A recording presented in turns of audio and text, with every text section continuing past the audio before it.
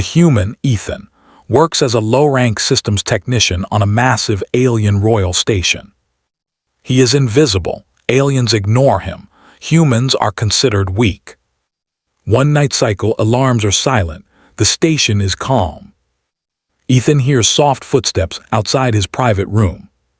Then, his door opens without warning. A tall alien female stands there. Royal markings, bare feet, no guards. She looks scared. She whispers, "Please don't tell my mother." Then she steps inside and lies down next to him. Her name is Princess Valera, heir to the galactic throne. Her species is proud, strong, feared. No one has ever seen her afraid before. She trembles slightly when station lights dim. Ethan knows this is dangerous. If guards find her, he could be executed. Humans have no rights on the station. Still, he does not move. She stays close, almost listening to his breathing. She asks strange questions. Do humans dream? Do humans fear death? Would you obey your ruler, even if they were wrong? Each question increases tension. Welcome to my channel Sci-Fi, Love Story. Thanks for watching. Please like and subscribe. Ethan Cole had learned a long time ago how to be invisible. On the Imperial Orbital Station of House Seraphine, humans were not important. They were tolerated, nothing more. Useful hands, replaceable bodies, quiet workers who fixed systems, cleaned conduits, and kept ancient alien machines running while the ruling species walked past them without looking. Ethan liked it that way. Invisibility meant survival.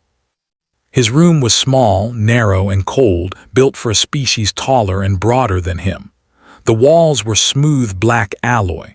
No windows, just a single light strip above the ceiling panel that hummed softly. It was supposed to be rest cycle, and most of the station was silent. Ethan lay on his sleeping platform, one arm under his head, staring at the ceiling. He had finished a double shift repairing energy relays near the royal wing.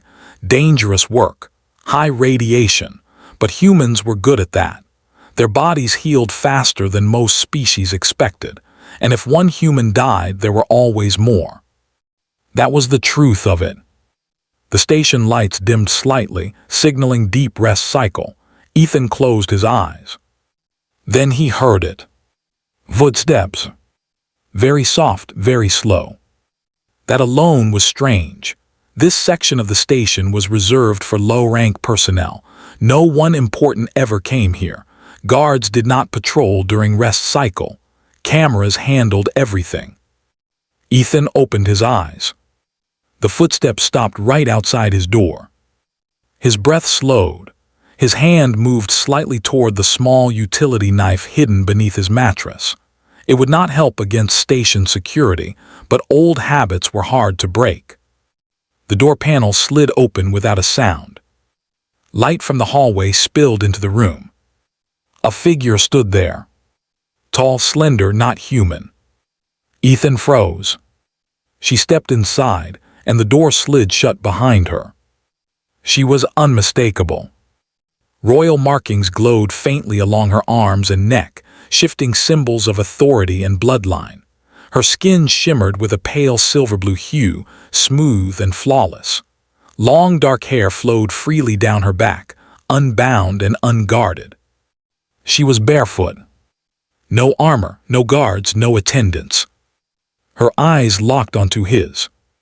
They were wide. Afraid. Ethan sat up slowly, his heart hammering in his chest. She raised one finger to her lips. "Please," she whispered, her voice barely louder than the hum of the station. "Don't tell my mother." Before he could speak, before he could even fully understand what was happening, she crossed the room in 3 silent steps and lay down beside him on the narrow platform. The sleeping surface dipped under her weight. She turned slightly, facing him, close enough that he could feel the warmth of her body. Ethan did not move. He did not breathe. Every law of the station screamed that this was wrong. This was treason. This was death.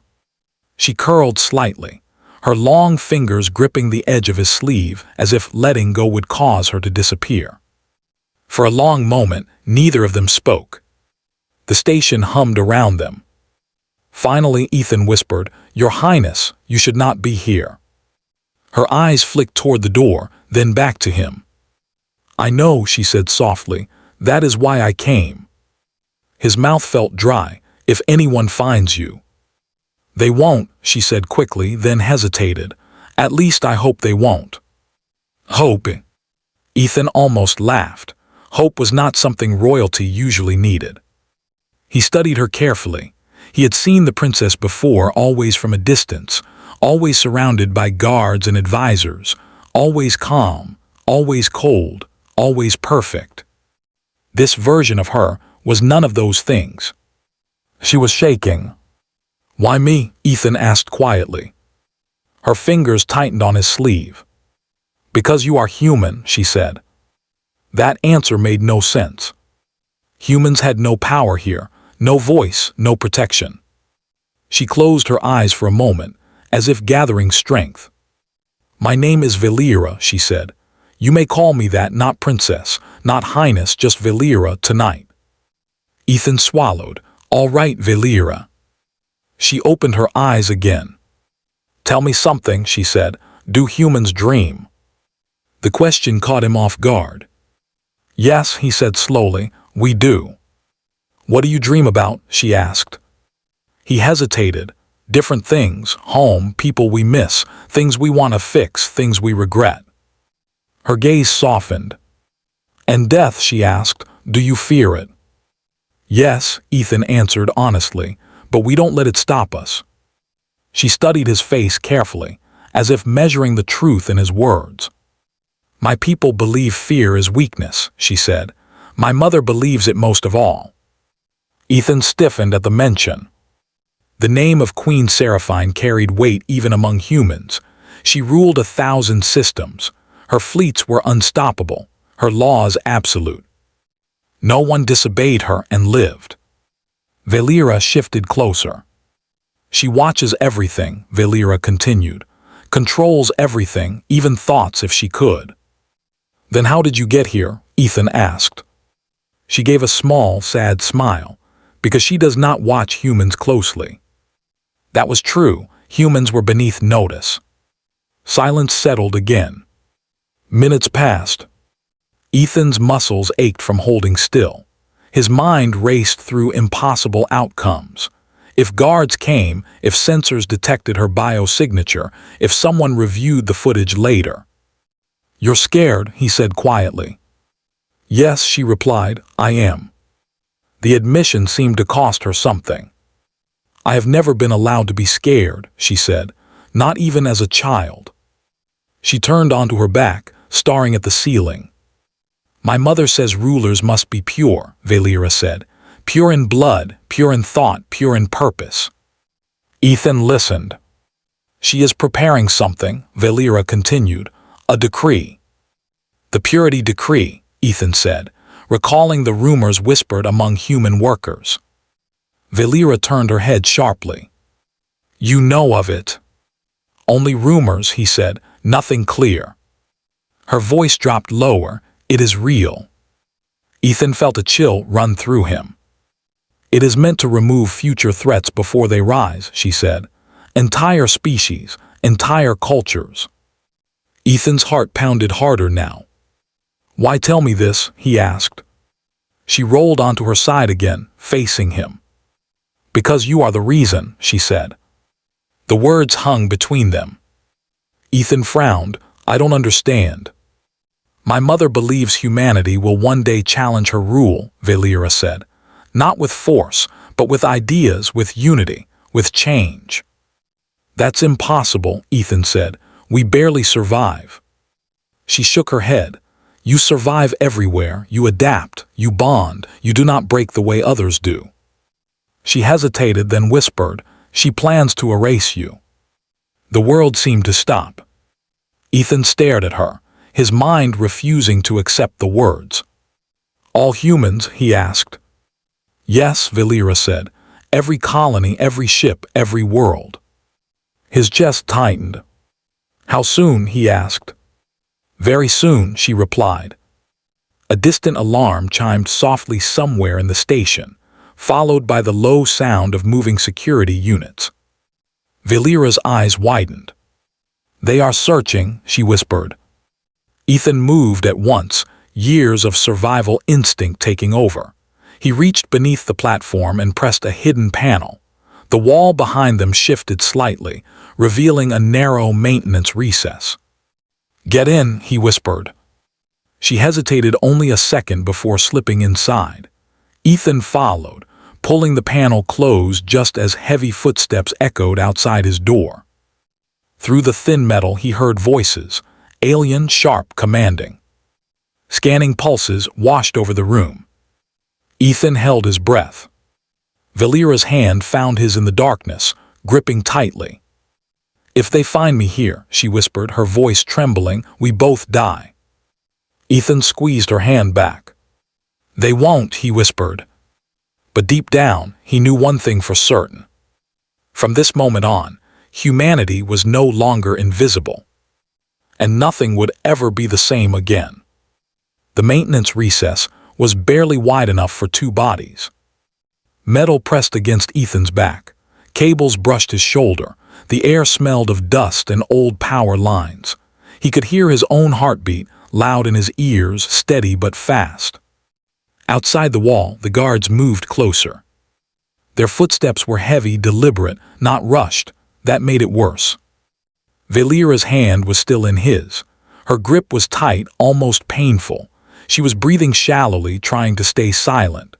Her skin was warm against his, a sharp contrast to the cold metal around them. A scanning pulse swept across the room again. Ethan felt the faint vibration pass through the wall. If the scanner detected her, it would be over. He leaned closer to the wall panel and pressed his palm flat against a small hidden node. The human-made jammer activated silently, an old piece of technology built from spare parts and quiet desperation. Humans had learned long ago that if something could be tracked, it could also be confused. The scanner paused, then moved on. The footsteps stopped outside his door. A voice spoke, sharp and irritated. Nothing here, just another human. The footsteps faded. Ethan waited, 10 seconds, 20. A full minute passed before he allowed himself to breathe again. Valera sagged slightly against him. They left, he whispered. Her fingers loosened, but she did not let go. For a moment, neither of them moved. Then Ethan reached forward and slid the panel open. They stepped back into the room. The lights flickered softly as the station returned to its low hum. Valera looked around, as if seeing the space for the first time. This is how you live, she said quietly. It's enough, Ethan replied. She studied him, her expression unreadable.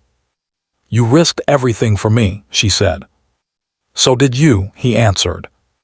She nodded once. They sat on the edge of the sleeping platform. The danger had passed, but the weight of what she had revealed had not. You said humanity will be erased, Ethan said. How? Valera folded her hands in her lap. My mother commands the fleets. She will declare humans a failed experiment, a mistake. She will say the galaxy is safer without you. Ethan clenched his jaw. And the other species? They will obey, Valera said softly. They always do. Ethan looked at the floor. Not all of them, he said. She tilted her head. What do you mean? Humans have helped others, he said, quietly, without banners, without titles, when stations failed, when colonies starved, when ships were lost. She stared at him. Why? Because we know what it's like, he said, to be alone. Valera was silent. Ethan stood and moved to the small terminal in his room. He activated it and pulled up restricted data files, old reports, maintenance logs, emergency records. These were all human teams, he said, Rescue operations, repair missions, evacuations. Your people recorded them as system errors. Valera stepped closer, reading quickly. Her eyes widened. These operations saved millions, she whispered. Yes, Ethan said, and no one noticed. She straightened slowly. My mother hid this, she said. She erased your names. She fears what she can't control, Ethan replied. Valera looked at him with new understanding. She fears you, she said. Yes, Ethan said, but not because we are strong. She waited. Because we choose, he continued. We choose who we protect, we choose when to stand, and we don't need permission. The station lights brightened slightly, signaling the end of deep rest cycle. Time was running out. You can't stay here, Ethan said. They'll increase security. I know, Valera replied, but I can't go back to pretending I don't know the truth. She moved to the terminal and activated her royal access. Data streamed across the screen, fleet orders, strategic plans, the purity decree. Her hands trembled as she read. She plans to strike all human systems at once, Valera said. No warning, no escape. Ethan felt anger rise in his chest, hot and sharp. She won't succeed, he said. Valera looked at him. How can you be sure? Because humans prepare, he replied. He opened another file, one hidden even from most human workers. Emergency protocols. Alliance signals. Defense networks disguised as civilian infrastructure. Valera's breath caught. You built this under her rule, she said. Yes, Ethan said, because we knew one day someone would try. She turned to him fully now. You could start a war, she said. No, he answered, we could stop one. Alarms suddenly echoed through the station, louder this time, not warnings, summons. Valera's royal communicator activated. Her mother's voice filled the room, cold and commanding. Valera, return at once. Valera straightened. It's time, she said. Ethan nodded. I'll come with you. She shook her head. They will not allow it. They won't stop me, he said. Together they left the room. The royal chamber was filled with light and power. Guards lined the walls. Advisors whispered. Species from across the galaxy watched in silence. Queen Seraphine stood at the center, tall and imposing, her presence crushing. Daughter, she said, you disappoint me. Valera stepped forward. No, Valera said, you lied to me. Murmurs spread through the chamber. You would erase an entire species, Valera continued, one that has saved this empire more times than you admit. The queen's eyes narrowed. Humans are irrelevant, she said. They are weak. Ethan stepped forward. Gasps echoed. A human speaking without permission. I am not irrelevant, Ethan said calmly, and neither are my people. Guards moved, but Valera raised her hand. Let him speak, she commanded. The queen hesitated. Ethan lifted his head. We do not seek your throne, he said. We seek survival, peace, the chance to build without fear. He gestured to the chamber. You rule through control, he said. We survive through trust. Silence followed. Then one voice spoke, then another. Species who remembered human help, human sacrifices, human loyalty. The queen's authority began to crack. You would side with them, the queen hissed at her daughter. Yes, Valera said firmly, I will. The queen turned to the guards, seized them. The guards did not move. The galaxy had chosen. The purity decree was revoked. Queen Seraphine was removed from power. Days later, Ethan stood once more in his small room. This time the door opened openly. Valera entered, no fear in her eyes. This time, she said with a small smile, you may tell everyone. Ethan smiled back. Humanity was no longer invisible. it never would be again. And